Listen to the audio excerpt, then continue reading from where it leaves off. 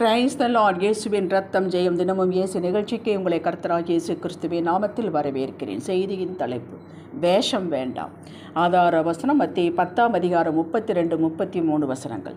மனுஷர் முன்பாக என்னை அறிக்கை பண்ணுகிறவன் எவனோ அவனை நானும் பரலோகத்திற்கிற என் பிதாவின் முன்பாக அறிக்கை பண்ணுவேன். மனுஷர் முன்பாக என்னை மறுதலிக்கிறவன் எவனோ அவனை நானும் பரலோகத்திற்கிற என் பிதாவின் முன்பாக மறுதலிப்பேன்.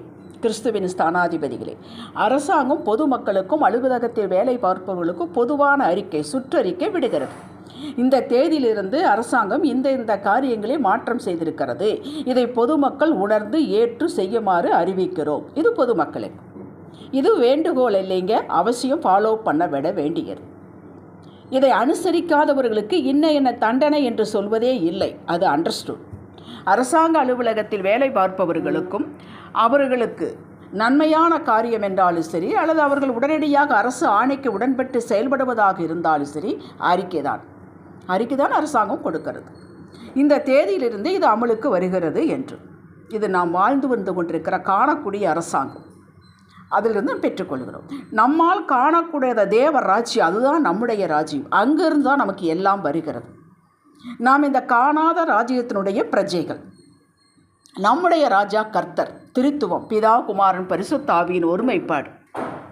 பரத்திலிருந்து நமக்கு ஒரு நோட்டீஸ் வந்திருக்கிறது. அதுதான் மத்தேயு 10:32-33.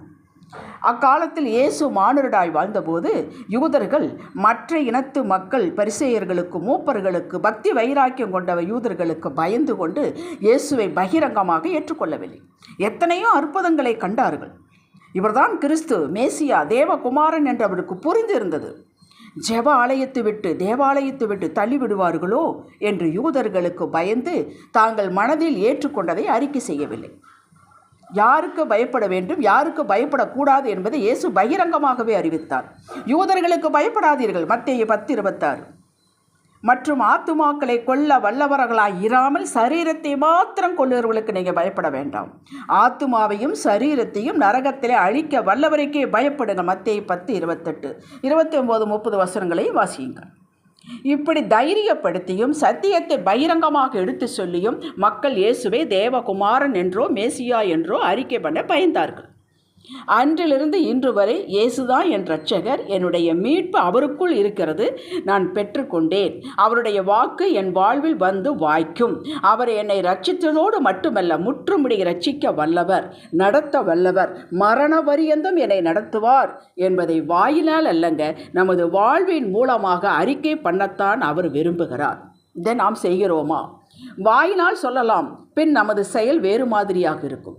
மக்களுக்கு பயந்து கொண்டு இன்னும் நம்மில் பலர் கிறிஸ்துவல் என்று சொல்வதிலும் காட்டிக்கொள்வதிலும் தயங்குகிறோம். ஏன்? மக்கள் மத்தியில் நமக்கு ஒரு இடம் இருக்கிறது, அதை இழந்துவிடக்கூடாது என்பதற்காக. இதை கர்த்தர் கவனிக்கிறார். நமது வாயின் வார்த்தையும் வாழ்வும், அதாவது செயலும் ஒன்றாக இருக்க வேண்டும். ஆசீர்வாதம் கர்த்தரிடத்திலிருந்தால் வருகிறது என்பது அவர்களுக்கு தெரியும்.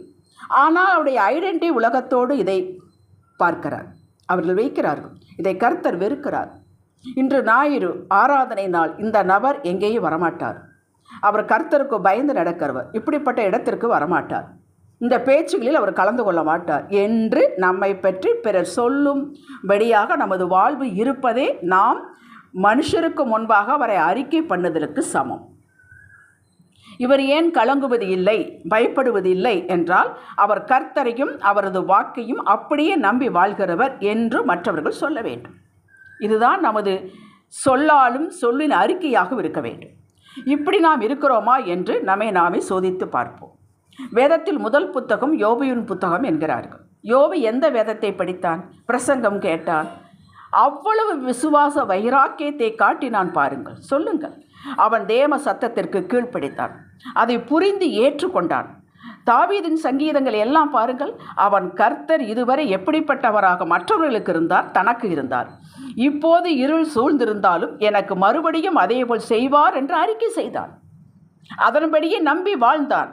கர்த்தரின் கிருபை பெற்று ஜெயித்தான். அவன் என்ன அறிக்கை செய்தானோ அது நடந்தது. சவுல் ராஜா வாயிலே அறிக்கை செய்தான், செயலிலே கோட்டை விட்டான். மனிதருக்கு பயந்தான், இழந்தான் சகலத்தை. மக்களே, நம்முடைய விசுவாசத்தை சொல்லும் கிரியினால் நாம் காட்ட வேண்டும்.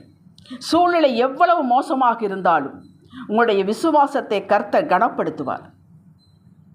அவர் எல்லாவற்றையும் மாற்றி நீங்கள் விசுவாசிக்கிறவர்கள், அறிக்கை செய்கிறவர்கள், அதன்படி வாழ்கிறவர்கள், தம்மையே முன்னிறுத்தி நிற்கிறவர்கள், அவர்கள் சிறுகி இயேசு பெருக வேண்டும் என்பதை மற்றவர்களுக்கு முன்பாக உங்களை உயர்த்தி மனிதர்களுக்கு முன்பாக காட்டுவார்.